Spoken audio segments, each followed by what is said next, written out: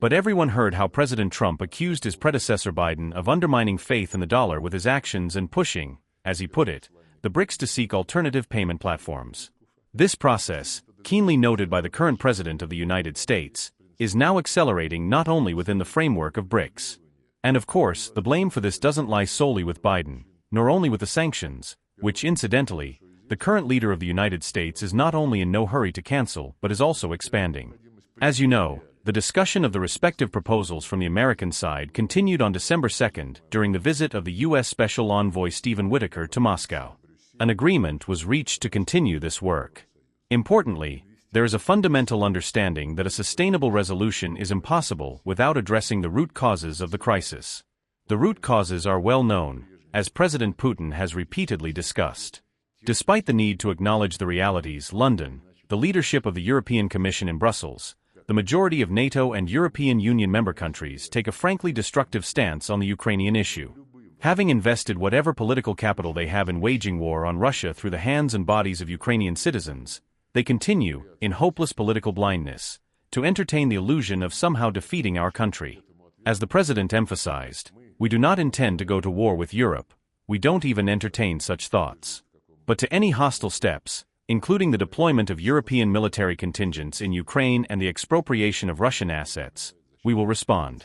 And to this response, we are already prepared.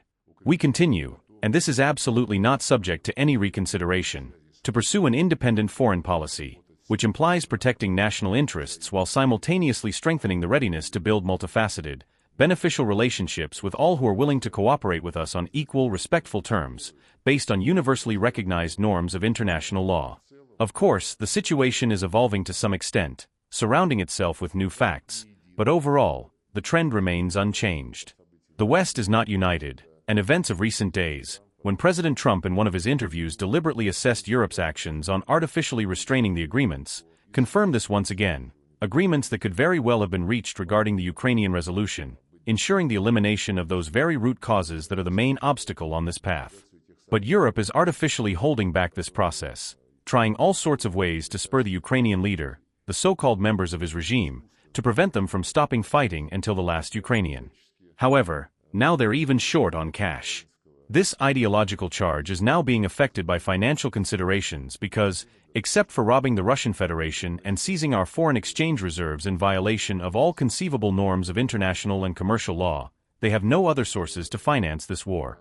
Despite the fact that more and more countries, including a number of European Union members and opposition parties in the EU and NATO countries, recognize the futility and lack of prospects of continuing this policy. But in Europe, the desire to inflict strategic defeat on Russia blinds them. They can't imagine themselves, and some even admit in interviews when talking to journalists, that they can't conceive of a situation where they'll have to swallow the defeat of their protégé and have to reconcile with the fact that Russia will achieve its legitimate, just goals. It's clear that these are their problems, but as they say, they created these problems for themselves, they are aggravating them, trying to cling to a completely hopeless line of behavior. Yet against this backdrop, the United States is showing increasing impatience. Primarily President Trump, who, as I already mentioned, was the only Western leader, immediately after taking office at the White House in January this year, to begin demonstrating an understanding of the reasons that made the war in Ukraine inevitable, which underlie those hostile actions against the Russian Federation, which the West and Trump's predecessor Biden, along with his European aides, have been hatching for many years. And now the culmination of this whole story is approaching. And the fact that President Trump agreed, after analyzing the situation, that the primary cause outlined by Russia indeed needs to be eliminated. This includes the inadmissibility of Ukraine's involvement in NATO and the need to give back, return the people under the Ukrainian regime's control, whose rights were trampled by those who came to power as a result of the 2014 coup. This is actively being discussed now. Yes, and of course, I cannot fail to mention that the only Western leader who cares about human rights in this situation is also Donald Trump. Because in those proposals, which I hope I'm not revealing much about, in those proposals which Steve Witkoff brought, which were discussed in detail with the President of the Russian Federation, it specifically stated the need to ensure on Ukraine, for what's left of Ukraine, the rights of national minorities and religious freedoms in accordance with international obligations. And by the way, it is good that we are talking about this now because it is very telling that the amendments to this American document, I understand they are still confidential, but nonetheless, human rights cannot be kept secret. So the proposals from the American side that I quoted, regarding ensuring all international obligations of Ukraine in relation to human and religious rights, were reinterpreted in their European version. And what we saw states already differently, and calls on Ukraine to comply with all norms regarding minorities and religious freedoms that are accepted in the European Union. As they say, feel the difference.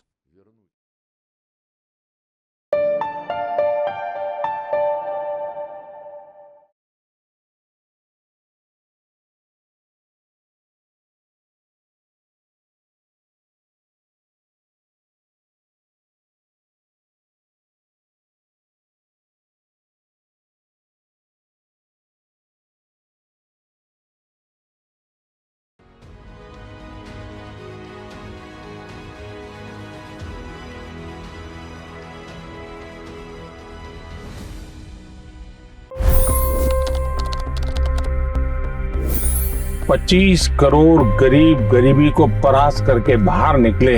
For the good of our nation, let's work together and let's truly make America great again. The fastest news breaks. Requested PM saying that look, you will have to speak to Putin and to Zelensky. The biggest newsmakers. The relationship with India is probably the most important bilateral relationship the US will have for the rest of this century. The capital delivered quite an election result today. Expert analysis. The million-dollar question today is how to stop this dance of death. Ground reports. I'm standing at the crossroad of the Kumbh Mela. Behind me are more than 100 entry ghats. Long-form interviews. Exclusionary politics is reflected in Manipur case as well. You don't bother because this is a small state. Deep dive into burning issues. It's often said DRC could be the richest country in the whole world. It's because of what sits underneath. Why exactly did the US topple the Sheikh Hasina government? HT videos. We don't just break news, we break it down.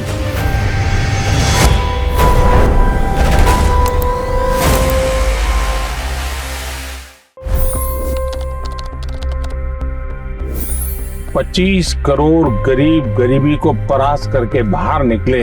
For the good of our nation, let's work together and let's truly make America great again.